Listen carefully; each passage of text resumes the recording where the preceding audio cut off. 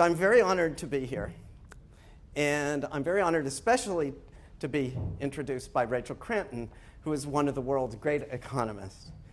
But I'm especially honored also to be here because ever since Rachel has come to Duke, she's been telling me in every single conversation how wonderful Duke is and how wonderful everybody here is. So thank you very much, Rachel, and thank you for inviting me to be here. And I want to thank the audience, everybody here, for coming. Okay, so the lecture here that I'm going to give is going to be in two parts. So the first part, I guess I get this, yeah. So the first part is economic-y stuff. And I'm going to begin with a small model. And there will be only a few minutes of that. It's just the beginning of a paper that I've written with Hui Tong at the IMF. It's going to motivate what comes later. Then the rest of the lecture will be on a book I'm writing with Bob Schiller called Phishing for Fools, as you saw the title. Now, there are two motivations for that book. The first is that we're influenced more than we think by popular books. And the public and economists have too great an acceptance also of the view that whatever markets do is right. Now, of course, all of us would take into account the standard externalities. But that does not exhaust the reasons why markets yield bad outcomes. So we shall explore the notion here that markets fish for fools. Now, the fact is that all economists know this. Anybody who thinks about economics at all should know this. But then that leads to the second very general motivation. The rule of what can and what cannot be published in economics, that leaves holes. So there are some perfectly valid and important things to say, but there's no way to say them that would be acceptable in any journal. So let me just give you one small example. For example, quite a few economists thought the derivatives would lead to the current crisis. But economists could not figure out a way to express these views in the form of a paper. So I believe that Phishing for Fools is one of those holes in economics. Because we all know it, it cannot be published, but then because it cannot be published in journal form, it gets ignored. And because it was ignored, we had the financial crisis. And that financial crisis, as everybody here knows, and especially young people, that's the central event of the economic history of our times. Okay, so with that prefatory note, let's begin with a small model. Okay. So I'm going to begin with a very elementary model. That model is an extension of the market for lemons, which I wrote many years ago, and it's a small paper which actually won the Nobel Prize. So I'm going to review that paper here, and with a small change in that model, we're going to find what we call phishing for fools. And that model is going to mean that everything that I say later is not just gibberish. There's a precise interpretation of what it means. So let's begin with the original paper. Can you hear in back? And can you see? I can't see, but you can. Okay. So there's a precise interpretation of what that means. So we're going to begin with the original paper. And in that paper, there was asymmetric information. So what did that mean? There was a market for used cars. The sellers of used cars knew the quality of their cars, but the buyers could not tell the quality of what they were buying. So then we'll also begin with the common assumption in economics that the buyers are smart. In this case, that means that the buyers understand that the sellers will select out the worst cars to put on the market, and that the sellers will also keep the best ones for themselves. So the questions there in that paper were twofold. What were the consequences of the asymmetric information for the volume of trade, one, and then also what were the consequences for welfare? So let me go in detail over what the original model was, and I'll try to give it to you quickly. So first, let me describe the sellers. So they're used cars. Those cars differ in quality. That quality is uniformly distributed between 0 and 2. And all of those used cars are initially owned by the sellers. And then this is an important assumption. The sellers get $1 worth of utility from one quality unit of used car.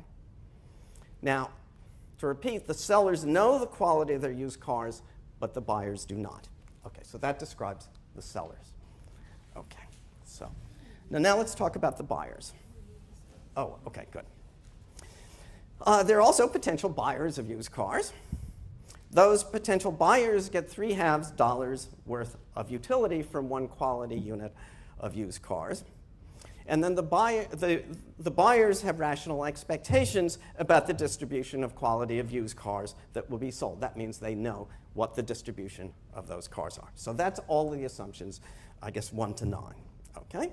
So here's the formal model, and this just says that we can represent all of that formally. Okay? So what I just skipped means the following. I think I'll put it back. What I just skipped means that sellers value a quality unit of used cars at 1, and the buyers value a quality unit of used car at 3/2. So if the buyers and sellers in such a case have the same information, usually all the used cars will be sold by the sellers to the potential buyers. That's just common sense. Why? Because the buyers value quality units at 3/2 and the sellers value them at 1, and so they'll just make a transaction. Such trade is what a free market will produce if the buyers have sufficient income and there's no asymmetric information. So now let's describe the equilibrium. So I've reviewed the assumptions. But what does our model produce when the sellers know the quality of their cars, but the buyers cannot tell the quality? What is the equilibrium? So the equilibrium is very simple. There's no equilibrium trade at any price. And the question is, why not? Okay, so the proof actually is very simple, and I'm going to give it to you. We're going to make a proof by contradiction. So we will show that there will be no trade at any positive price P. Okay? Suppose there is a price for cars, and that price is P. First, let's examine the sellers and the cars they will offer. The sellers value, to remember, a quality unit at 1. And therefore, at a price P, what are they going to do? They're going to offer all cars from 0 up to P. And remember that those cars are uniformly distributed between 0 and P. And so that means that the average car quality which will be put onto the market will be P over 2. So that's the average from 0 up to P. The average is actually in the middle at P over 2. So P over 2 will be the average quality of used cars that are offered. And so that tells us exactly what sellers will do if cars are selling at the price P. Now we ask the natural economic question. What are the buyers going to do? And we ask the question, are they willing to buy? So let's examine the buyers. So will anybody be willing to buy at this price P? And the answer is no. Why not? The expected use value to a buyer will be 3/2 times the average quality of the used car she will get. So it's going to be 3/2 times that. Now the buyers in this case are smart. They know that sellers are going to adversely select the cars. So the buyers foresee that if the price of a car is P, the average quality of car will be P over 2. But then buyers do the following calculation. They see that the average use value from a used car purchase, if the price is P, the average use value would be 3/2 times P over 2. So what does that mean? They value a quality a unit at 3/2, and the average quality they receive at P will be 2. But then the smart buyer will note that she will also pay a price P for her car. So she does the following calculation that her net expected gain in utility from purchasing the car, it's this 3/2 times P over 2, which is her utility on average, minus P, which is what she pays for it. So her average net gain from buying this car is minus 1/4 P. Okay? So what does that mean? That means that there's no positive price P at which it pays a buyer to purchase a car.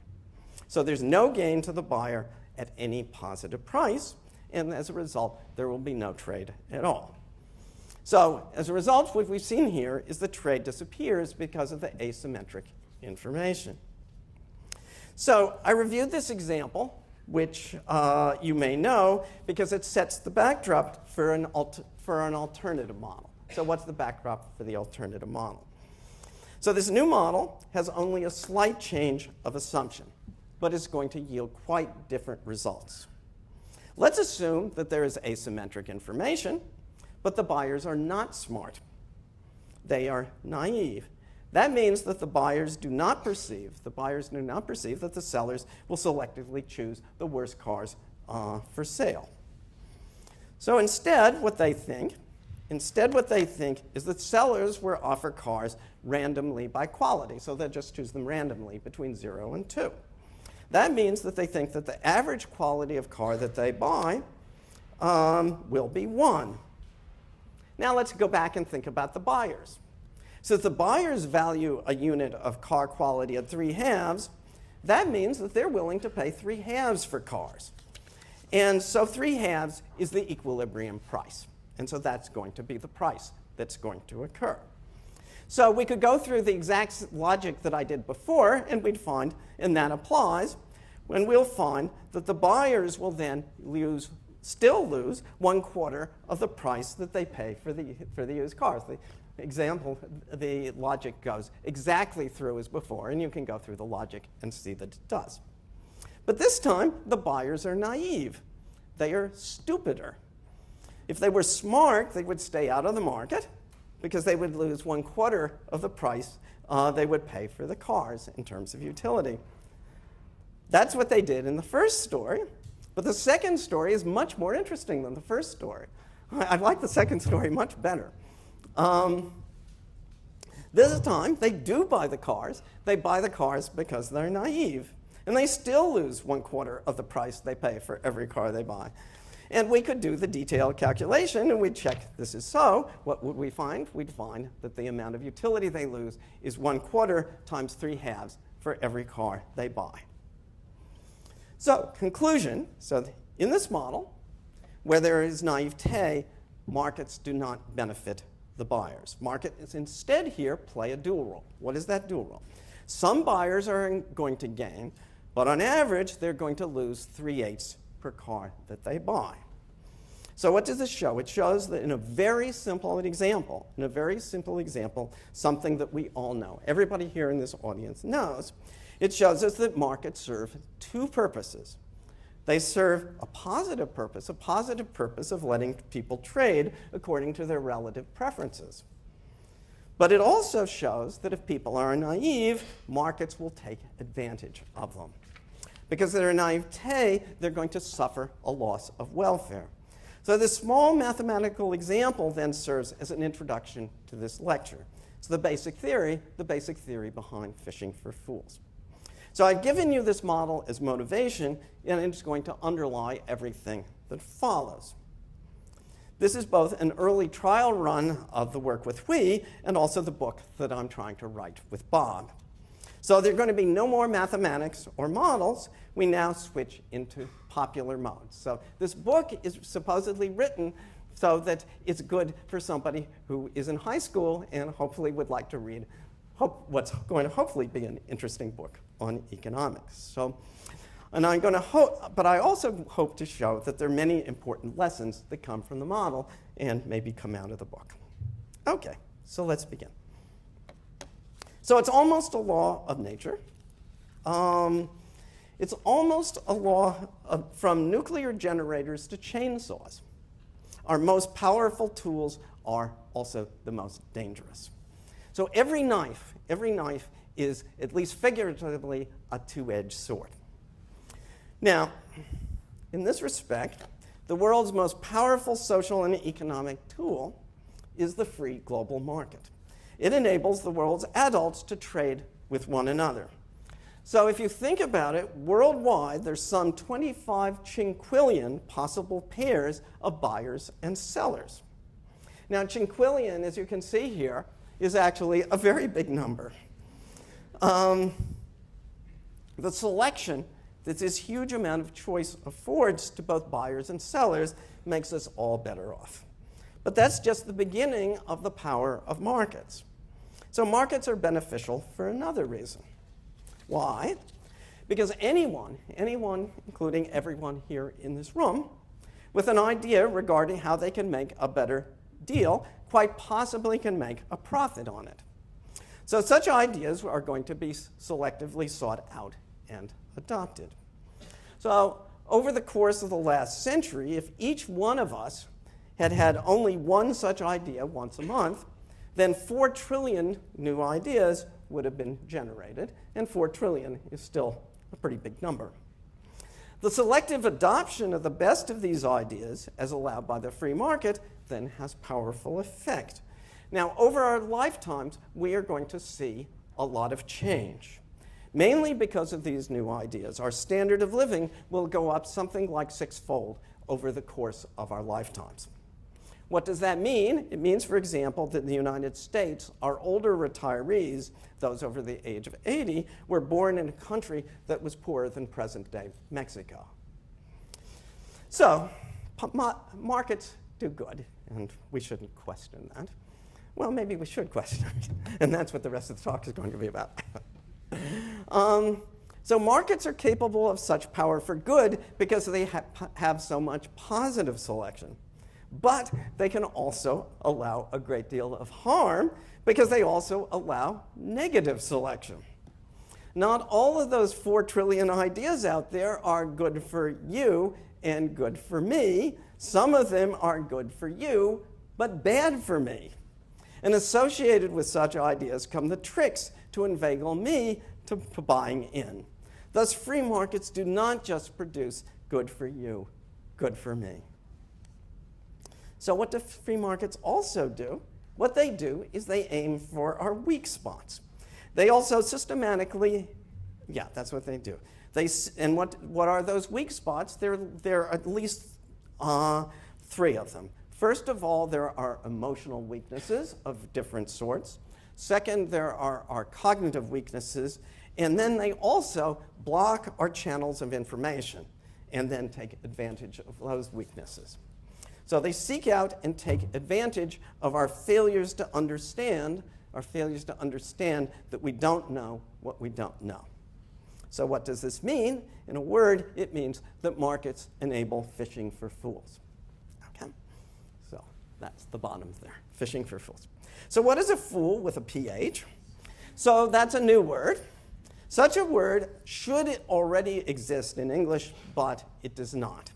Standard English, according to its first dictionary definition, a fool with an F is a stupid or silly person. I think that's what we usually think of when somebody makes a bad mistake. But that's actually a philosophical mistake to view it that way. It's perfectly possible to make an error, but still be quite rational and also quite intelligent. So you can make a perfectly intelligent decision, one that would be naturally and easily made by an intelligent person, but it's a mistake. Someone who makes a mistake, by our definition, is not a fool with an F. Rather, he is instead a fool with a PH. Okay, so that takes us to phishing. Everybody here knows what phishing means. Phish is a recent word. It's computerese. But we're going to use it with a much broader meaning. Free markets open us up to be fools. They open us up to those who seek to influence us to do what they want, but that's not necessarily good for ourselves. They allow others, in other words, to phish us. So we live in a world where some 5 billion adults can fish us for being a fool. We've opened ourselves up to such exploitation because of the obvious advantages. But then we must also think about the other side of this bargain. So phishing for fools probably has relatively little effect on us when we're aware of it. The example of phishing on the computer serves well here. So occasionally one or another of us gets hooked in a phish. I'm sure everybody here probably knows somebody who's been phished, but it's not a disastrous thing. So I have some numbers. These numbers don't mean anything at all, but the estimates for the US range from 0.6 million to 3.6 million people who get phished per year. I don't know whether that's large or small. That presumably is enough. It's just enough to keep the phishers in business. But if you compare that to, say, the number and cost of auto accidents, it's relatively minor. Why? Because we now know about computer phishing and we guard against it. It's a minor nuisance, okay? But suppose we ignore the phish, okay? What would happen if we did not know about the phish? What would happen if we denied it? Because that was part of our constitutional psychological makeup. Or what would happen if we denied it because we'd been sold a bad bit of intellectual goods? Supposing we'd said and sold a bit of intellectual goods, we'd say that free markets like the internet always invariably give us what we want because we're free to choose. Then phishing could have a major impact, and in fact, one thinks it probably has. So I'm going to give you 3 examples. The first example is health. So in the United States, 3/4 of all adults are overweight. Yet worse, 1/3 of us are not just overweight, but 1/3 of us are actually obese. Now, does the market help us with this problem? Yes, the market helps us a little. We can go to Weight Watchers, and we can drink Diet Coke, or even we might drink Diet Pepsi. And then some of us eat vegetables. So that's some help for all of us who are concerned about our weight. But go to almost any mall, any place in the country, and there you will be the smell of the Cinnabons. Those Cinnabons are waiting for you. That smell, like a moth's pheromones, is a call to all of us overweight, obese people. It's doing a phish for fools. Actually, coming down here, I passed a Cinnabon stall in the Washington airport. And then when I got to Raleigh-Durham, I don't know whether you know this, but there's a Cinnabon stall coming in from the airplane too. So just to give you an idea that this is a serious problem, between 1970 and 2003, the US daily food calorie intake increased by 23.4%. That's very large, One would have thought that in 1970, there was some hunger, but that was at the margin. And yet, to these people who were at that point quite well fed, nobody said we were a very poor, starving country, we've added 23.4%. That's really quite shocking.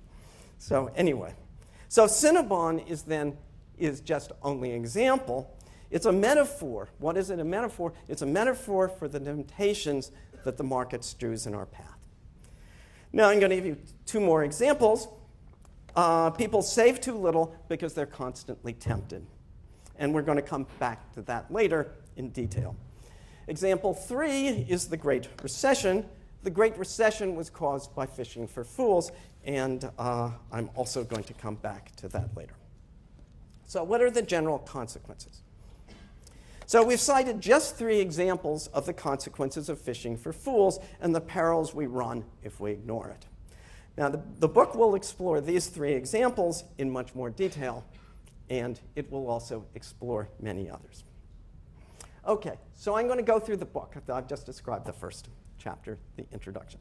So the next chapter, I'm going to skip the next chapter. What does that do? That describes the advantages of the phishers and the weaknesses of the fools. Now, standard economics assumes that the people are smart. They tend to be smart in some, they may not know everything, but they tend to be smart. But the thing is, one of the things that we forget is there may be only one way in which you can be smart. But there are many, many, many ways in which you can be stupid. And I think probably all learned that over our life. That means that what economists think of when they say, well, people are not dumb, well, people are not dumb. I think they're very smart. But then think of all of the chinks in our armor, and that there are many, many, many ways in which people can test the armor. And that's what this book is really about. You know, if you have a weakness, then people are going to look for the chink in your armor. And in some sense, in metaphor, that Cinnabon stall is going to be there for you. You know, the fat person who's sitting there noshing that Cinnabon, that person is sitting there blaming himself that he bought this Cinnabon and his diet that he's trying to keep is there. But economics tells us something different. It says it's not his fault. That Cinnabon stall was there on his way through the Washington airport, and then when he arrives here at Raleigh again, simply because that's the market equilibrium. If he's willing to buy it and they can make a profit, they're going to be there. And so basically, this guy he shouldn't be blaming himself so much. He didn't have a choice. Cinnabon planted it there with the smell of the Cinnabon, which is going to attract him. Okay. All right, so let me now go to chapter 3. So chapter 3 is we hear all of this stuff about why regulation is bad and why we don't need regulation. Well, chapter 3 is just a simple theorem, actually. Simple theorem is people say we don't have regulation. Go back and look at what the world was like when we did not have regulation, and you wouldn't want to live in that world, and people didn't want to live in that world. And so this chapter reviews the history leading up to the Meatpacking Inspection Act of 1906 and the Pure Food and Drug Acts of that same year. And now I'm going to give you a view of that. I'm going to summarize it in 2 pictures. Okay. The first picture is the label for Swaim's Panacea. And this is the label for Swaim's Panacea, which you can all see. Now, what did Swaim's Panacea do? Remarkably, it didn't just offer to cure the common cold. It promised to cure every illness. It was a panacea. Now, unfortunately, it wasn't so good. It contained mercury, and it killed people. But they were buying it because Hercules was out there telling you should do that. So, second picture I have is Radham's microbe killer. Okay? So early in the century, they were going for Swaim's, but then actually late in the 19th century, they heard about these terrible things called germs and microbes and so forth. So Radham, who was a gardener in Austin, Texas, decided that he would invent something that would go after those germs. And so he invented this thing called Radham's microbe killer. So luckily, it wasn't as bad as Swaim's. It mainly contained water and dilute muriatic acid, so it probably had relatively few bad side effects. But it made Radham, who moved from Austin, to a mansion on Fifth Avenue. So basically, this is the story again. If those people are willing to buy this stuff and take that weak muriatic acid, then somebody's going to put it out there, and they're going to sell it to them. And I guess they're going to sell them to, this is a nice ad as to what, I guess this guy, that's supposed to be the microbe killer working its way. All right? Okay, so now we're going to go to something else. Okay? So here's Suze Orman. Probably most people, probably everybody here knows Suze Orman. So when I asked an economist friend of mine about her, he had the predictable reaction, which is probably the reaction of most people. He said he'd watched her for only 10 seconds. He said he could not stand her mommy knows best voice. And he also found, the economists don't like her much. They say her investment advice is simplistic, and they've even pointed out this is sometimes wrong. But that doesn't explain what's a puzzle. So there's a puzzle. The puzzle is, if you ever watched this show, there's this adoring audience in the background, to listen to that. Okay, so it doesn't occur Orman's audiences there are lapping her up. Her most popular book is the following. It's 9 Steps to Financial Freedom, Practical and Spiritual Steps so you can stop worrying. Okay? And then I underlined worrying because that's the crucial thing. Because, so let's contrast what Suze Orman tells us there with the portrait given of consumer spending in the economics textbooks. According to economics textbooks, we decide on our demand for the proverbial apples and oranges by having a budget for our spending, and then we choose the apples and oranges that we can buy that will maximize our happiness. In fact, I think that's what I do. I mean, I'm an economist. Economists do things that are rational like that. We actually think about this. We spend our money presumably wisely. But Suze Orman's financial advice books tells us that consumers do not follow such a textbook protocol in their purchases. So how could consumers do anything other than what the textbook described? That's probably what almost all of us do when we go to the grocery store. It's probably at least what we think we do. So what Orman tells us is that people have emotional hang-ups with regard to money and with regard to spending it. So she says people are not honest with themselves, and as a consequence, when they're not honest with themselves, they do not engage in rational budgeting. So the question is, how could she know? Okay, well, she actually has a test. So she's a financial advisor, or she was a financial advisor in Walnut Creek, California, and she has a test. So what does she do? She asked her advisees to add up their expenditures. And she gets them in her office, so they're trying to do this very conscientiously. And it turns out that those expenditures all but invariably fall short of what a documented accounting from the records later turns up. So figuratively, what are people doing with regard to their spending? So figuratively, relative to the proverbial trip to the supermarket to buy those apples and oranges, it's as if her advisees spend too much in the fruit section, and by the time they reach dairy products, there's nothing left over for the eggs and the milk. So in real life, such budgetary failure translates into what is a worry. It translates into having nothing left over for the savings. So this failure to deal cognitively and emotionally with money, says Orman, leads to those unpaid bills. So it's her mission. This is her wish. And Suze Orman, she's actually doing a very loving, nice service for the people who are listening to her. So it is her mission to keep those bills down so that her readers and her clients will no longer worry at night. So that's the role of mommy. That's why she plays that role of mommy, and also why those audiences are willing to excuse that mommy knows best voice. They're doing that because she's actually doing a service for this, and they actually need to know this. So I think it's worth noting, more than parenthetically, that those worries which are noted in Orman's subtitle are central concerns of the financial advice books, but you do not find them in books on economics.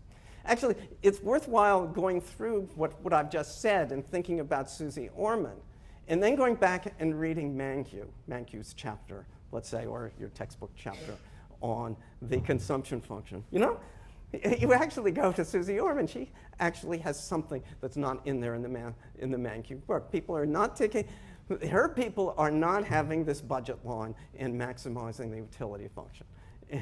You know, they're just not doing that. Okay, so statistical portrait. We do not just need to take Orman's word for it. We can put together a statistical story. Which indicates that a very significant fraction of consumers are worried about how they're going to make ends meet. So now I'm going to give you a statistical portrait that indicates that there's some merit to Orman's argument. So there's a very nice paper by Anna Maria Lusardi and various co-authors, and they asked people the following question. This is an interview study. How confident are you that you could come up with $2,000 if an unexpected need arose within the next month? Okay. And the answer was the following. Almost 50% of US respondents replied either that they could not or they probably could not come up with the needed $2,000. The same difficulties regarding finances can be gleaned from the survey of consumer finances. So let me just give you a number or so. In 2004, according to the standard survey source from the Federal Reserve, the bottom half of all households had an average net worth of $23,000. And of that, a rough accounting indicates an average of about $10,000 of financial assets. Divorce statistics give a similar picture of divorcing couples. Past data on divorcing couples show that their average value of assets was less than $25,000 in inflation-adjusted money. And those are what comes from court records. Probably that, there are people who divorce outside of court, and they're people who are going to have less. We get a similar picture from data on expenditures relative to payday. So this is from British data. For workers who are paid once a month, their expenditures are down a remarkable 20% on average by the time they're ready to receive the next paycheck. And then we have the number of bankruptcies. So by my calculation, there's something like a 20 to 25% chance that someone in the United States is going to go bankrupt over the course of their lifetime. And apparently, bankruptcy is very unpleasant. So, people differ on this, but I think it's both. I think it's very unpleasant. Okay, so this poses a problem.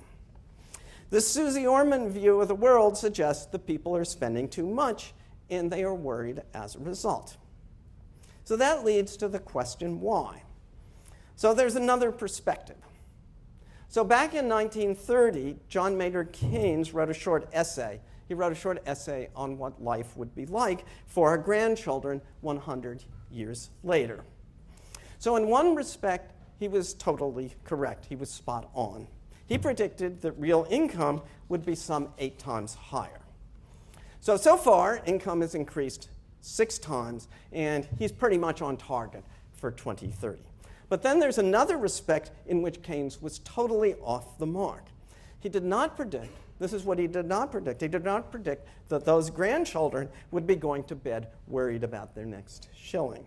Instead, he said what they'd be worrying about would be about how to use their surfeit of leisure. I see everybody here in this room is probably tremendously worried about that.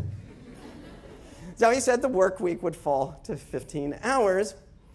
So Keynes failed to predict the housewife who was exhausted not just from the first shift, but then was exhausted from the second shift. But the perspective of our book, our Phishing for Fools book, coupled to listen to Suze Orman, gives us the reason for this. So what's the answer to the puzzle? And this is the answer to a puzzle that we see every day, every time we walk down the street. In the United States, the goal of almost every business person is to get you to spend your money. So life is a proverbial trip to a parking lot in which you're constantly passing those spaces left open for the disabled. So life in a capitalist economy is simply a continual temptation. So just think about it. So this is where you can see this. Just walk down a city street. The shop windows there are literally there. They're there for you. They are literally there to make you come in and buy. And there's even a song about this, which I think you probably know. There's a song, how much is that doggy in the window? So how much is that doggy in the window? This young woman is walking past the window and she sees the pet store. And there's those little doggies in the window. Now, they didn't place the doggies in the window by coincidence. They're there because who can pass up a little doggy in the window and not think about how cute it is? So you probably don't know the rest of the text of that. So the rest of the text is she's going to do something utterly outrageous. She's going to go into that store. And she's going to buy one of those doggies. And then what she's going to do, she's going to go back and she's going to give it to her boyfriend, which is fine. She gives it to her boyfriend. But then she's going to leave for California.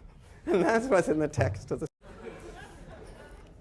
So this continues. In the shopping mall, one does not literally walk down the street looking in the windows, but temptation is there asking you to buy.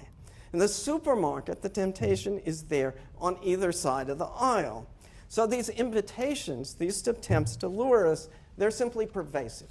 They're there, and somehow they're there, and we walk past them, and somehow they take, and our dollars are in our pocket, but there's constantly these temptations which are trying to pull those dollars out of our pocket. And I guess if this hopefully stops when your dollars come to zero.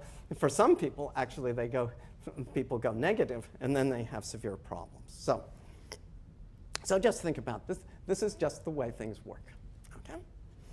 So the thing is, this is probably not tremendously well understood. It's not understood. Certainly, you don't find that in your Mankiw textbook. He never told you about the doggy in the window. So consumer advocates are worried about credit cards and their effects. Now, credit cards, we can look at this, and we see this with credit cards, and very good evidence on that. But the idea of tempting the consumer to buy, to spend her money, is much more general, and that's in the very nature of free market capitalism. Okay, so now let me give you another phishing for a fool. So I think this Suze Orman thing is really serious. We're talking about a serious aspect of our lives. I think there are many, many, many people going very far up in the income distribution who are worried about how they're going to make the next month's bills. And when we go back to Keynes' perspective, if we thought of our incomes of all being 6 times greater, we wouldn't think we've had any problem at all in paying our bills. That was Keynes' point. Okay, so now we'll go to something else. Okay? Now, there are hundreds of books on the financial crisis, and probably most of you have read one or two of them, or maybe more. So the typical one is 500 pages long, and the typical book tells the following. It tells the story of my institution. For example, it's Lehman, or it's Goldman Sachs, or it's Fannie Mae, Freddie Mac, or the Fed, or the Treasury, and that's what they do. And then what this reporter tells is, it says, implicit is that my institution is central to the crisis, and you should pay attention to me. So I love these books. I think they're very useful. I think economists should especially pay attention to these books because they tell us the details of what's happening, and I think we're too inattentive of the fact that the details really do matter, and especially they mattered in this case. So I love these books. But that's not what we do in our chapter, which is on the crisis. The aim of our chapter is to do the exact opposite. It is to tell the story of the crisis in general terms. So you scratch any economist, and what we do is we go into economics speak. So we're trained to think in terms like supply and demand, and this means that we often ask very good questions and have good analyses of problems. So phishing for fools is actually, it's an offshoot from how we standard economists typically do our analysis. But it's not so standard. It's not so standard that every economist was asking the right questions leading up to the crisis. But we should have been. We should have been. Because Phishing for Fools gives an extremely succinct explanation for what happened. And now I'm going to give you a rendition of that. Okay? So here's a rendition of that. So a reputation mine. If I have a reputation for selling perfect, beautiful avocados, I have an opportunity. I can sell you a rotten avocado at the price you would pay for the perfectly right one, for the perfect right one. So what have I done? I have mined my reputation. I have mined my reputation, but in doing so, what have I done? I have fished you for a fool. So such a story lies at the continuing financial crisis that dominates the economics of our times. Okay? The reputation mining in question involved the subversion of the system for rating fixed income securities. So, the reputation of Moody's and Standard & Poor's had been built up over the course of almost a century. What was their job? Their job was to rate bonds on their probability of default. In the late 1990s and early 2000s, the ratings agencies took on themselves the task not just of rating bonds, but also rating more complex derivative securities.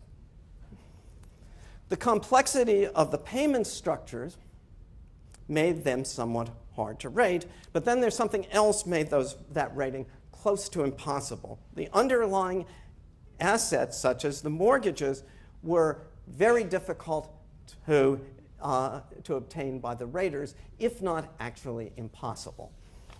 But the public out there would believe whatever ratings were given to them by the agencies. And so an industry grew up. An industry grew up to do a reputation mine. So by analogy, rotten avocados were being labeled perfect. With that label, they commanded premium prices. And so a Central Valley full of growers went into the profitable business of producing such avocados. Okay? This mining of the ratings, then, is the basic story of the financial crisis. I think this is the basic story. But it's not all of the explanation. We have to combine it with something else. We must also explain why the production and sales of these overrated securities brought down the financial system. And the answer, again, is simple. The values of these securities reflected their ratings. What that did is that enabled commercial banks, investment banks, and also hedge funds to borrow huge amounts of money short-term, invest in the overrated securities, and pocket small profits from the interest spread on every dollar of investment. So they took on a huge amount of leverage. That borrowing was made with the rotten securities as collateral.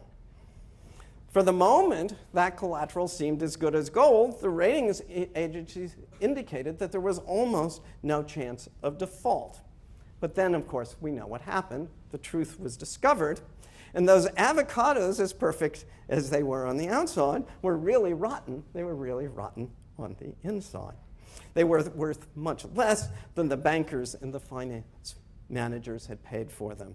So from Frankfurt to New York to Reykjavik, financial institutions owed much more than they owned. And without bailout, they were going to be bankrupt. So the chapter then, to give you the chapter in brief, the chapter then gives the historical answers to 4 questions. How had the ratings agencies initially established their reputation? 1. What then changed, making it more profitable to mine that reputation than to keep it? Why were the buyers of those rotten securities so naive?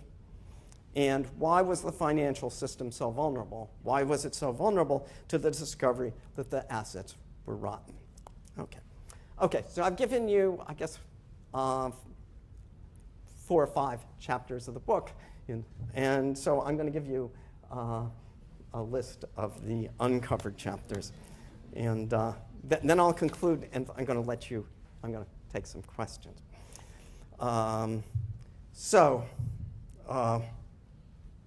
In conclusion, I'll take some questions. I have some other things to say, but maybe I'll save them in answering the questions. So let me conclude.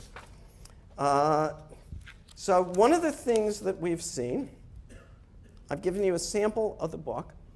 I think the most important question here is that there's phishing for fools and what the examples are supposed to show. And I think Bob and I were actually growing more examples as we're going along, that the most important thing is the phishing for fools is important. What does it do? It creates bad equilibrium, and especially so, these are bad equilibrium if we don't know about phishing for fools and we think that markets are totally benign, and then we ignore the fish. Okay, So, okay. So that's it. Why don't I answer some questions if anybody has any questions? Thank you.